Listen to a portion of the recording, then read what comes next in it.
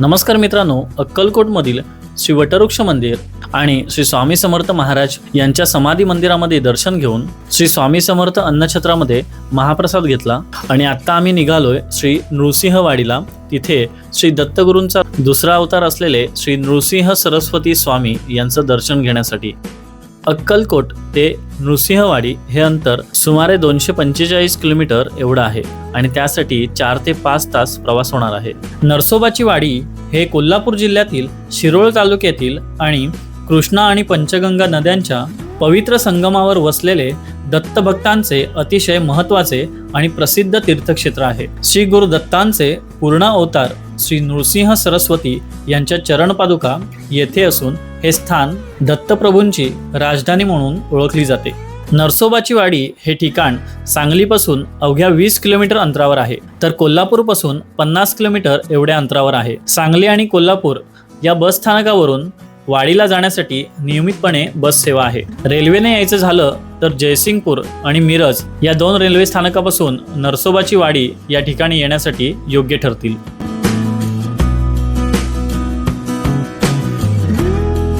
आपण आता मुख्य प्रवेशद्वाराच्या इथे जवळ आलोय।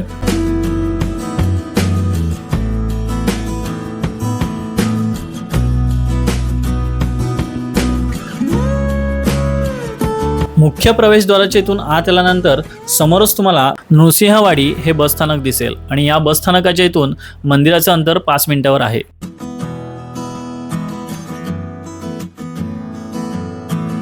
आणि इथे उजव्या साईडला ग्रामपंचायतीकडून पार्किंगची सुविधा करण्यात आली आहे। तिथे अगोदर गाडी पार्क करूया आणि त्यानंतर आपण दर्शनाला जाऊया।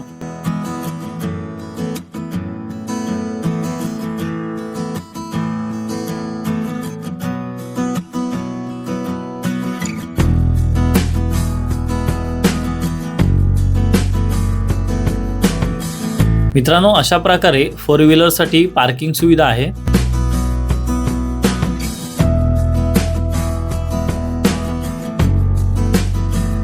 मंदिरात जाताना दोन्ही बाजूला पूजेचे साहित्य आणि वेगवेगळ्या प्रकारचे पेढे व मिठाई इथे मिळून जातात आणि विशेष म्हणजे नरसोबाच्या वाडीतली बासुंदी ही खूप प्रसिद्ध आहे।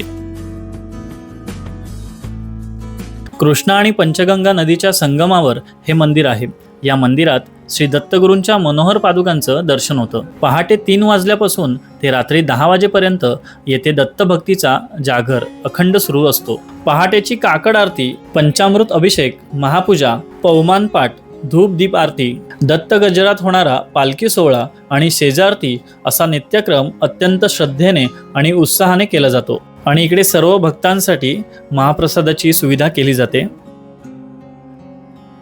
या मंदिरामध्ये वर्षभरातील विविध उत्सव, दत्त जयंती, गुरुपौर्णिमा येथे मोठ्या उत्साहात साजरी केली जाते। तसेच प्रत्येक पौर्णिमेला व गुरुवारी येथे भाविकांची मोठी गर्दी असते।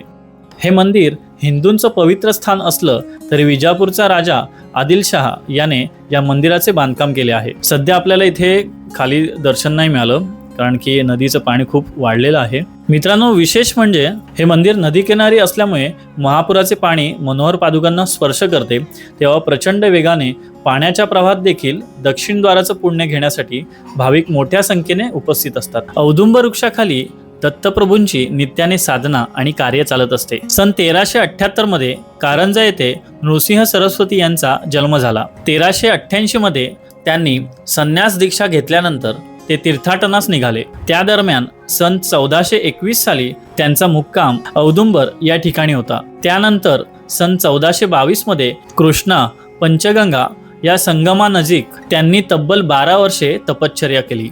नृसिंह सरस्वतींच्या पावन वास्तव्यामुळेच या क्षेत्राला नृसिंह वाटिका म्हणून ओळखले जाऊ लागले। तीच ही आजची नृसिंहवाडी किंवा नरसोबाची वाडी म्हणून ओळखली जाते। मंदिराच्या परिसरात श्री मौनी स्वामी महाराज, श्री गोपाळ स्वामी महाराज, श्री नारायण स्वामी महाराज, श्री वासुदेवानंद सरस्वती स्वामी महाराज अशा सिद्धांनी या स्थानावरती वास्तव्य केलेले आहे आणि त्यांची मंदिरे सुद्धा या ठिकाणी आहे। मुख्य मंदिरामध्ये प्रवेश नसल्यामुळे आम्ही श्री नारायण स्वामी महाराजांचं दर्शन घेऊन परतीच्या प्रवासाला सुरुवात केली।